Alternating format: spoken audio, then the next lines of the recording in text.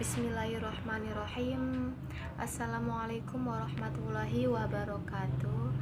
Kami dari kelompok 5 yang terdiri dari saya, Ana Muawana, dilanjut oleh Ibu Tamini dan Ibu Siti Suhaimah.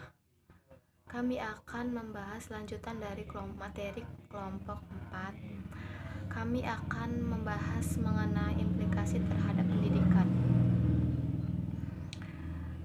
Prasyarat kognitif untuk membaca dan angka tergantung pada pengembangan bahasa, pengembangan persepsial, pengembangan spasial, dan bekerja memori. Seorang anak dengan miskin kesadaran fonologi di entry sekolah akan lebih sulit dalam belajar membaca, dan anak dengan kemampuan spesial yang buruk akan lebih sulit dalam memperoleh jumlah simbolis. Pengembangan kesadaran akan suku kata dan sajak penting untuk dipelajari. Kesanggupan untuk menghitung secara akurat penting untuk mempelajari bilangan. Teori pengembangan kognitif dan kecerdasan. Sebagaimana pernah dibahas sebelumnya, teori Piaget bahwa anak-anak menggunakan cara-cara yang secara kualitatif untuk bernalar. Tahap perkembangan yang berbeda tidak lagi diterima.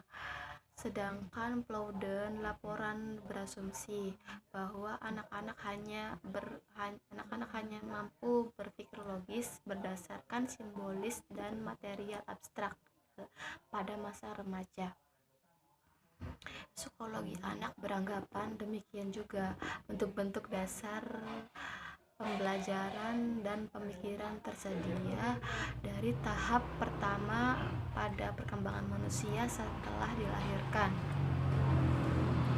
Berkembang adalah dasar pengetahuan anak bersama dengan keterampilan seperti bekerja memori.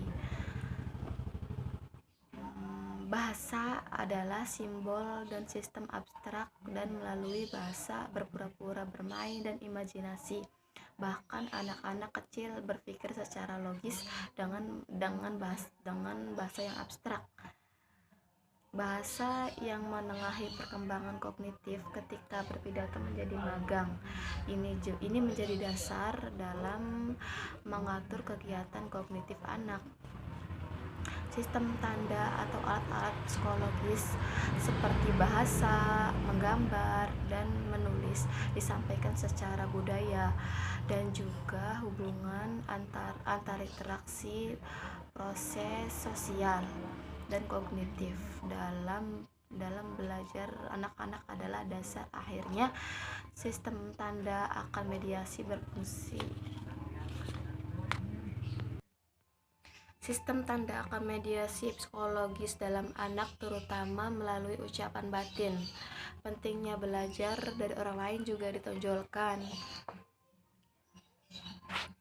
Tingkat perkembangan menunjukkan bahwa guru perlu menemukan ZPD seorang anak dan ajarkan pada tingkat itu agar instruksi menghasilkan manfaat yang lebih optimal. Vygotsky juga berpendapat permainan itu, khususnya penciptaan situasi imajiner, memainkan peran utama dalam kognitif. Pembangunan pergelaran bersama berpura-pura membutuhkan pengakuan atas aturan permainan dan AIDS. Pengembangan regulasi diri karena anak-anak harus bermain dengan aturan, bermain dengan sendirinya, menciptakan zona pengembangan proksimal, dan sementara anak-anak sangat termotivasi untuk bermain.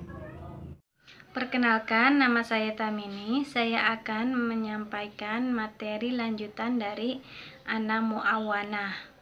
Neokonstruktivisme adalah kerangka untuk perkembangan kognitif yang muncul dari ilmu saraf kognitif.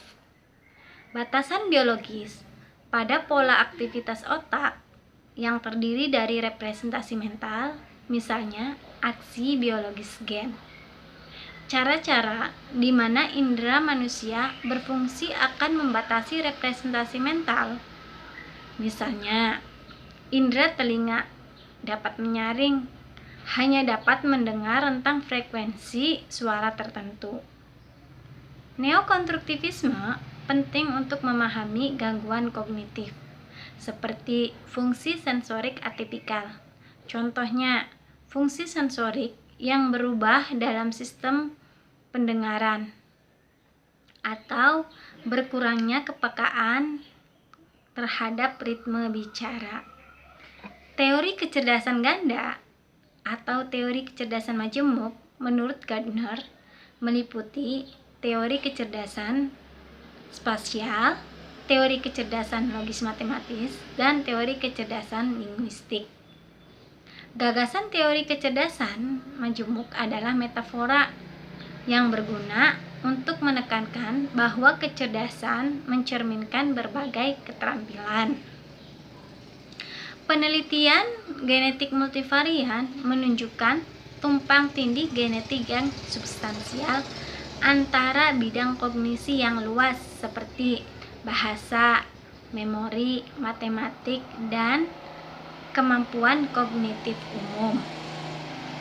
Dalam rata-rata anak, gen adalah umum dalam efeknya dan biasanya ada asosiasi yang kuat antara satu kemampuan dalam bidang kognisi dan kemampuan di bidang lain. Gen mempengaruhi perkembangan, maka dari itu penting untuk menyediakan tempat belajar yang optimal bagi semua anak. Assalamualaikum warahmatullahi wabarakatuh. Perkenalkan, nama saya Siti Suhaimah. Saya akan menyampaikan materi lanjutan dari Anna Mu'awanah dan Tami Tamini. Implikasi terhadap pendidikan. Kerangka teoritis baru dari neurokonstruktivisme dan kontinuisme adalah penting untuk memahami bagaimana otak menciptakan representasi kognitif dari masukan perseptif. Kerangka teori kuno Piaget dan Vygotsky sangat penting memahami bagaimana kegiatan anak dan orang tua atau saudara kandung atau teman sebaya atau guru memperkaya dan mengembangkan representasi kognitif ini ke dalam sistem kognitif yang canggih. Otak manusia adalah otak sosial, dan belajar oleh anak-anak pada dasarnya adalah kegiatan sosial. Pembelajaran oleh otak tergantung pada pengembangan jaringan multisensorik neuron menyebar ke seluruh otak. Contohnya, konsep dalam ilmu tergantung pada neuron yang secara bersamaan aktif dalam visual, spasial, memori, dan dedukatif. Daerah kinestetika di kedua belahan otak, ide seperti otak kiri atau kanan, belajar atau gaya belajar, unisensori atau visual, pendengaran atau kinestetika tidak didukung oleh ilmu pengetahuan otak. Mereka membangun sistem penjelasan untuk memahami pengalaman mereka dalam biologi, fisik, dan psikologis. Ini adalah kerangka kerja kasual implisit. Misalnya, menjelaskan mengapa orang lain berperilaku seperti mereka diamati untuk melakukan atau peristiwa mengikuti pola yang diamati.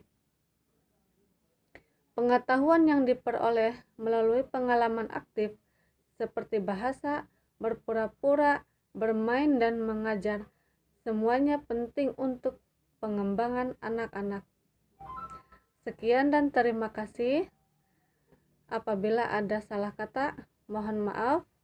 Wassalamualaikum warahmatullahi wabarakatuh.